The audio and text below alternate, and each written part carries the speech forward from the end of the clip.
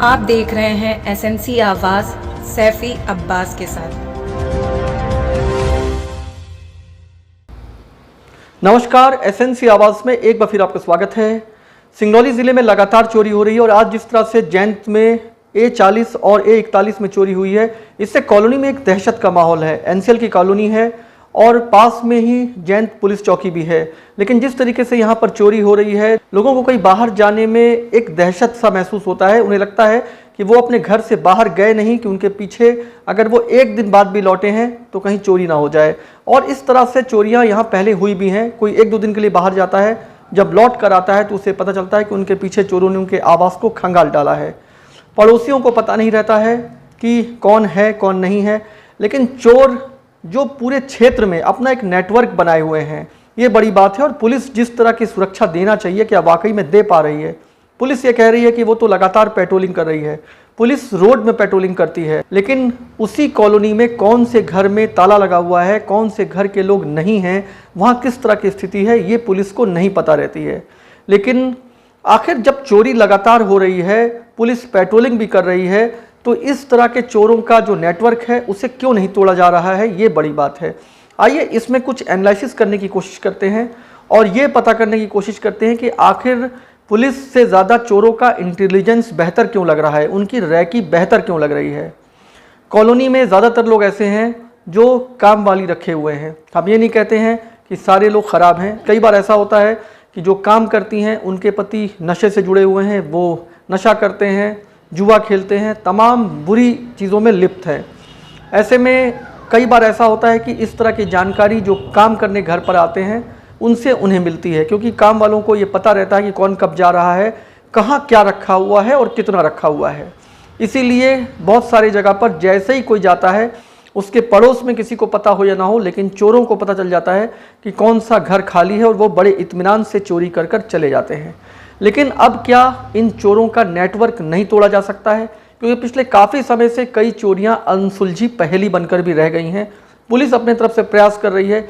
एक साथ दो दो तीन तीन तालों को चटका देना ये बड़ी बात है।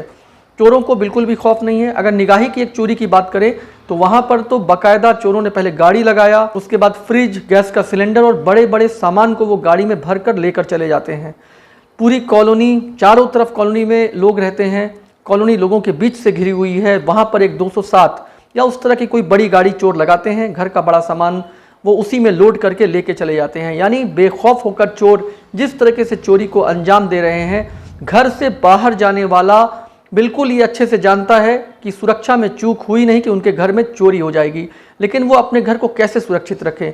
घर में बड़े बड़े ताले लगाते हैं, चोर उन तालों को तोड़ देते हैं, घर के अंदर के किसी सामान को नहीं छूते हैं, वो अंदर की अलमारी तोड़ते हैं। उनके लगता है सोने चांदी का आभूषण, नकदी जो उस अलमारी में रखा होगा बस वो मिल जाए। वो किचन भी खोलते हैं। अक्सर वो भोजन पानी खूब अच्छे से खा पी कर घर से बाहर निकलते हैं और इस बीच तक भी बाहर किसी को कोई सुखबुकाहट नहीं होती है कि अंदर कोई घुसकर बड़े आराम से चोरी कर रहा है, उसके बाद वो फरार हो जाएगा। पुलिस की पेट्रोलिंग बिल्कुल हो रही है, इससे इनकार नहीं किया जा सकता, लेकिन पेट्रोलिंग के बाद भी अगर चोरी हो जा रही है तो आखिर उस पेट्रोलिंग में अच्छा या बुरा कुछ भी बात कहने का कोई बहुत मतलब नहीं निकलता है।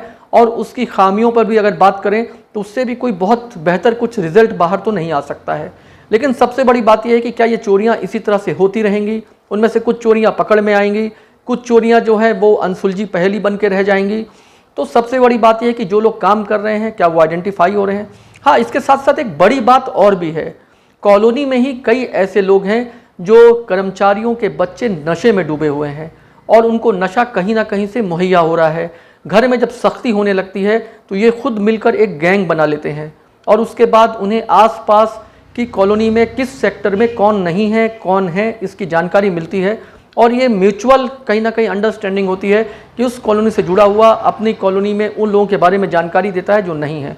तो एक तरह से ये जो मिलकर एसोसिएट होकर ये रैकिंग करते हैं, कहीं ना कहीं पुलिस के लिए एक बड़ी चुनौती भी बनते जा रहे हैं। लगता है कॉलोनी में सिक्योरिटी भी है, कॉलोनी में कई जगह कैमरा भी लगा हुआ है, कॉलोनी सुरक्षित सी लगती है, पुलिस पेट्रोलिंग भी कर रही है, लेकिन कॉलोनी से जुड़े हुए कर्मचारी के बेटे जो नशे में डूबे हुए हैं, लेकिन उनके नज़र में ऐसा लगता है कि हाँ इस आवास में चोरी करना है, तो उसे बहुत हद तक इसलिए रोका नहीं जा सकता कि ये अविश्वास का खेल है और उसको लेकर बहुत सारे लोग ये समझ भी नहीं पाते हैं कि उनके करीब का कोई इस तरह की बड़ी चोरी को अंजाम दे सकता है। एक तरफ पुलिस चाहे कितनी भी पेट्रोलिंग करे, चाहे हर चोरियों के बाद पुलिस उस वारदात में अपनी पूरी ताकत झोंक दे, लेकिन एक तरफ इन्वेस्टिगेशन होती रहती है, दूसरी तरफ खाली घरों में ताले भी चटकाए जाते हैं और ये चोरी का सिलसिला लगातार चलता रहता है। मैं ये नहीं कह रहा हूं कि कॉलोनी की सभी चोरियों में ऐसे लोग इन्वॉल्व हैं जो कॉलोनी के आसपास रहते हैं, लेकिन नशा एक बड़ा फैक्टर है, जुआ एक बड़ा फैक्टर है। अपनी ज़रूरतों को पूरा करने के लिए चोरी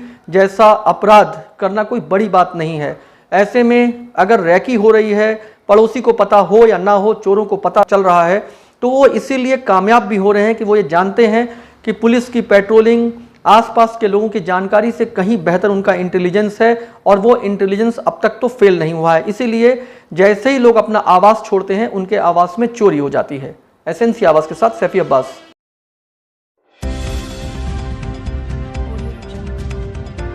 आप देख रहे हैं एसएनसी आवाज़ सैफी अब्बास के साथ।